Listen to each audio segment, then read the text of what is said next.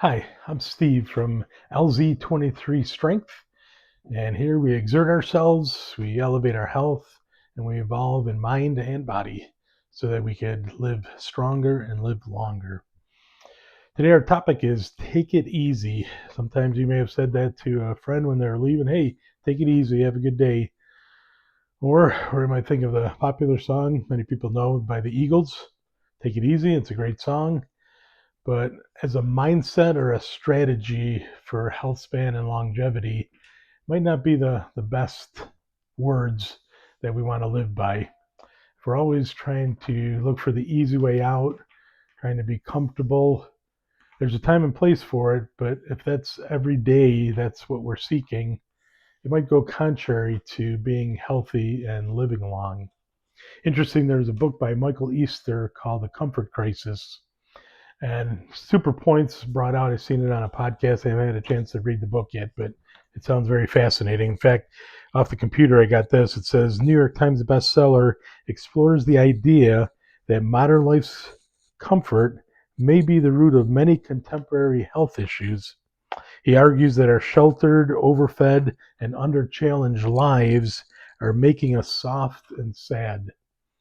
So some might feel that might be an extreme look at that, but he's not far off. It seems like it's definitely has contributed to many issues for many individuals. A similar idea I heard from Gary Brecka, another health and fitness influencer and longevity person. He says regarding aging that it's the aggressive pursuit of comfort. The aggressive pursuit of comfort. So there's no denying that we all want to be comfortable. I enjoy relaxing. I enjoy at the end of the day if I can get in my recliner and watch a little bit of TV. But again, if that's the goal every single day, we're looking for the easy, convenient way to do everything. And today's world, that's what it's kind of built on. And we benefit. Like if you want to go across the country, we don't have to ride a horse and take weeks or months. You can get in a car, you can get in a train, a bus, or an airplane and be there real quickly. So the conveniences are definitely a benefit, and we all benefit from them. But on a daily basis, we don't want to have that aggressive pursuit of comfort because we could pay with it at some point, maybe not right away, but with our health. And sometimes I think that's the issue. In our 30s and 40s, we feel pretty good, even if we're busy, we're overloaded, and we do everything, we still feel good. And you get in your 50s, and now I'm 60, and you notice things that you didn't notice before, and you start to maybe say things in your head like, I've worked hard my entire life. I deserve to be comfortable. I deserve to have it easy. And there's aspects of that have merit. But again, for our health span and longevity, that can't be the strategy. So let's look at a few areas where we can maybe put this into practice.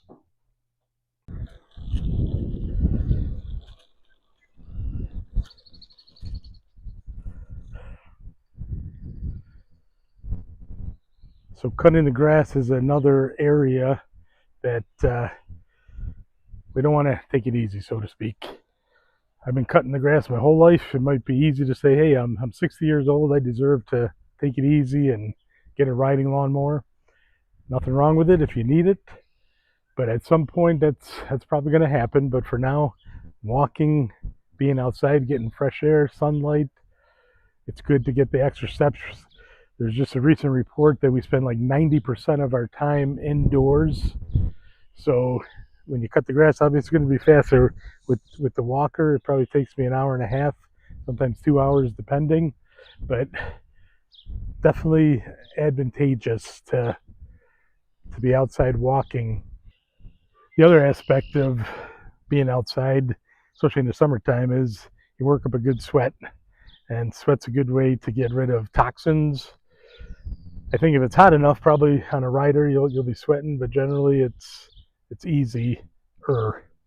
And the whole idea of being easy, the mindset, it's not for longevity and health span. There's times in life where we want things to be easy and comfortable, but There's other times where we need to train ourselves to make things a little harder, and it's all going to be for our health benefit. Usually we might go shopping every week, whether it's grocery shopping or to a shopping center or the mall.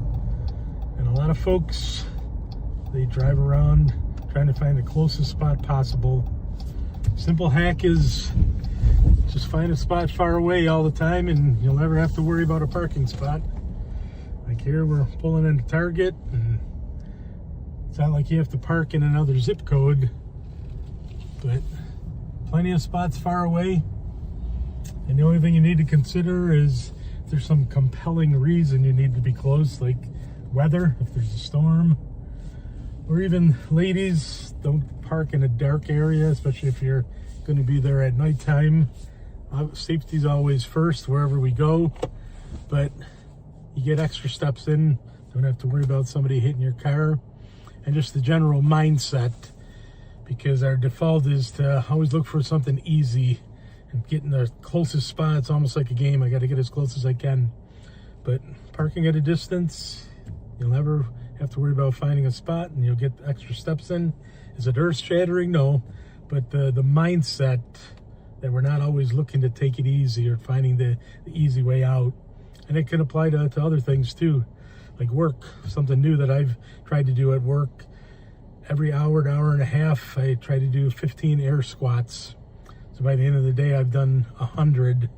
Now, obviously, everybody's work situation is different, but especially people that work from home, hopefully every hour you're kind of trying to do something, whether it's just take a meeting or a phone call standing. If you're familiar with Ben Greenfield, if you watch any of his podcasts, I'd have to say the vast majority, he's walking on a treadmill as he's doing the podcast. So if you're at home doing some air squats, some push-ups, jumping jacks, just remembering that movement means life. And that's our mindset, whether we're finding a parking spot and walking a little farther, or even places we might go where there's escalators and elevators. Well, if there's stairs, and it's not nothing new, these are things that have been talked about, but just getting that mindset that we're not always looking for the easy in everything, that putting a little extra effort in and different things, it's going to benefit us in the long run. Even something like the airport, I know Ben Greenfield's talked about it and others too, that if you're going to be on a flight for 4 or 5, 6 hours, do you really need to sit for an hour or two scrolling on your phone?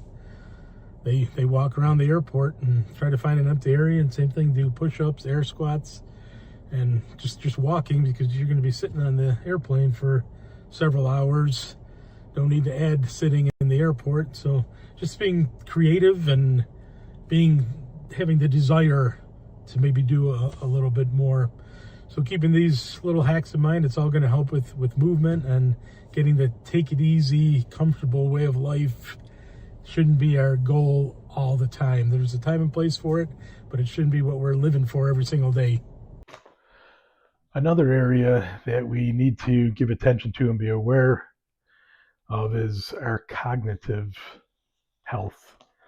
Many times we just focus on the physical aspects, but cognitively we can't take that for granted, and we can't just start thinking about it in our 60s and 70s and 80s, because by then we may have really suffered loss. Nowadays, dementia and Alzheimer's are almost at epidemic proportions, and what they're predicting for the coming decades, I think in 20, 30 years, it looks like it could triple of how many individuals will be suffering from dementia and other cognitive decline. So when we think of that, what's going to help us with cognitive decline? Well, some of the things that they've talked about, or experts have talked about, is we need to challenge our brains. And what scares me to some degree is now AI, chat, GBT, and the easiness of how it makes things. It's very convenient to go on and punch things in and get quick answers, probably better answers than if we came up with them on our own. But we do need to use our brains. We can do that. Some of the things that have been suggested is learning a new language, maybe learning to play a musical instrument, or there's many puzzles and games that are designed to get us thinking, reading, I know everyone enjoys watching television, but an old-fashioned reading a book, all things that can definitely help our brain. Something else that might be awesome for us, and it incorporates movement, is learning to dance, learning some kind of new dance where we're using our mind and our body. Remember, movement is one of the most important things that we can do, even for our brains, cognitively. The more that we move, there's studies constantly talking about this, but a report I heard recently said that if you walk 9,800 steps every day, you can greatly reduce the risk of dementia. So it's basically almost 10,000 steps a day, and 10,000 steps a day is not going to happen accidentally. It's something that you got to work towards. You got to set goals, and it's going to take a lot of effort and desire. But even if we're at a smaller pace right now, let's say we walk 3 or 4 thousand steps a day. Well, can we set the goal of 5,000, and then gradually? It's remember, this race is hopefully a marathon. Life is a marathon, hopefully a long-term race for us. So remember that gradual progress is sustainable progress. So start where you're at, and little by little, we try to improve upon that, and it can have great effects for us. So all in all, the idea of taking it easy physically could be bad for us, mentally could be bad for us. So we want to definitely take an inventory of our lives and see what is our priorities when it comes to these areas. Are we always seeking comfort and easiness? I was thinking even just a simple thing, summertime now. How about taking the kids to the zoo, or your grandkids to the zoo, or just as a couple go to the zoo? How about a local county fair or amusement park? Maybe have an art festival or a food festival. Places that you can spend hours and you're walking around, you're outside again. Mentioned before how we don't spend enough time outside. Look for activities that can get you outside, out of the chair, out of the recliner, and get you moving outside. Now, the only thing I thought of afterwards was some of these things might encourage some overeating or bad eating.